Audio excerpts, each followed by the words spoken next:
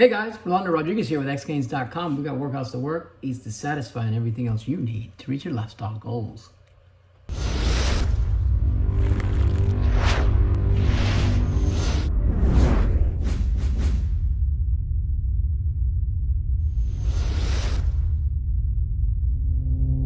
So today I want to talk about something that came up twice last week from a couple of different people. One was my brother and then another was a co-worker of mine, and pretty much was talking about how the ketogenic diet can make somebody insulin resistant or lower your insulin sensitivity, your body's response to the amount of insulin that is released. When we eat sugar, our body releases insulin so that the insulin allows the body to uptake that sugar that is floating in the body and bring it into the cell, right? So if you are insulin resistant, it means that you are going to have to produce more insulin to remove the same amount of sugar out of your body. If you're insulin sensitive, it means your body is sensitive to the amount of insulin that you release, and you can handle that glucose sugar load that is floating in your body, in your bloodstream,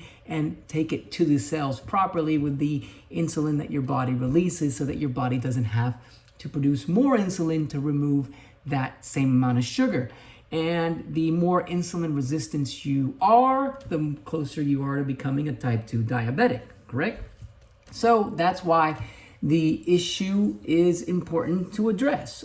Here's the thing. The longer that one goes following a ketogenic diet, the more insulin resistant you might become. Who cares if it's going to drop down your insulin sensitivity in the long term? Because if it is your lifestyle to follow a ketogenic diet, you are going to be eating low carb, low sugar foods throughout your life. And you will be cheating occasionally, of course, right? So when you cheat, who cares if you can't handle the sugar that you just intook with a certain amount of insulin, and you have to release a little bit more insulin, because the next day you are going to be going back to your ketogenic lifestyle. So if your insulin sensitivity drops because you're following a ketogenic lifestyle, when you do cheat, you might not be able to handle the amount of sugar in your body without producing more insulin, but you're not consistently producing insulin at a level high enough to even get you close to becoming insulin resistant and or close to type 2 diabetic, because you're just not eating a lot of sugar if you're following a ketogenic diet, right? So that's nothing to worry about there. Now, there are some people that I do respect out there in, the fitness vlog universe that know what they're talking about. I genuinely do respect, but that say that you need a cheat meal at least once a week.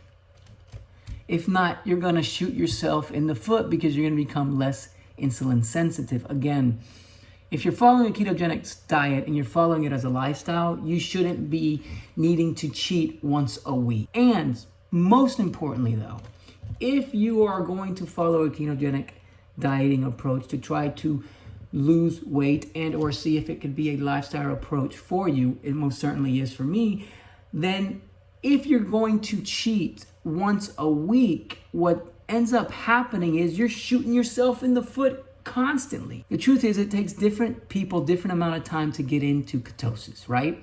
To get your body from utilizing carb/sugar as its preferred fuel source and start utilizing the fat on your body as fuel. That takes time. Some people, it might take 3 or 4 days. Some people might be able to get into it in 2 days, depending on things like if you're fasting, current body composition, your current workout routines, how often you're working out, the durations of it, the intensity. There's a bunch of things that come into play when it comes time for your body to become ketogenic or get into a ketogenic state.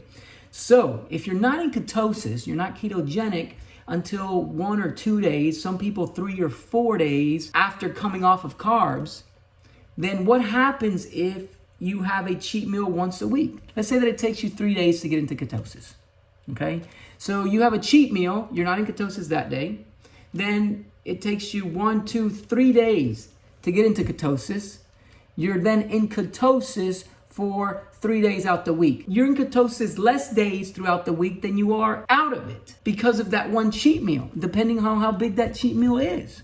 Here's the thing. Cheat meals can help you lose weight, especially if you've been following a diet, specifically a caloric restriction, for an extended period of time, and your cortisol level, your stress hormone level is high because your body has been in a caloric deficiency. And because your cortisol levels are high, you're retaining more water. So you have that cheat meal, your cortisol levels drop, your stress levels drop, and you release that water. So that cheat meal actually helps you shed off some water weight, which people might believe is actual weight loss in terms of fat. It's not. It's just like when you start a ketogenic diet and you haven't been doing keto in maybe your entire life or for the last, couple of weeks, you have a lot of water retention, you're holding on to a lot of water because your body holds on to water to store the carbs. So when you stop eating as much carbs, your body starts to release the water that it has stored in its body to handle those carbs and store them properly. So therefore you have 5 to 6 pounds of water weight loss when you start a ketogenic diet. And people are like, oh, that's not true weight loss. It's not fat. And I get it because that's what we want to lose. But those same people then say you need a cheat meal so you can lose weight. And no, you're shedding water weight when you have that cheat meal. So what I say is if your goal is to see if the ketogenic diet is going to work for you as a lifestyle, or if it's just to utilize the ketogenic diet to lose weight, do not have a cheat meal for the first 6 weeks. In my opinion, if you could go 8 weeks, that would be awesome. If you've never followed a ketogenic diet in your entire life, and or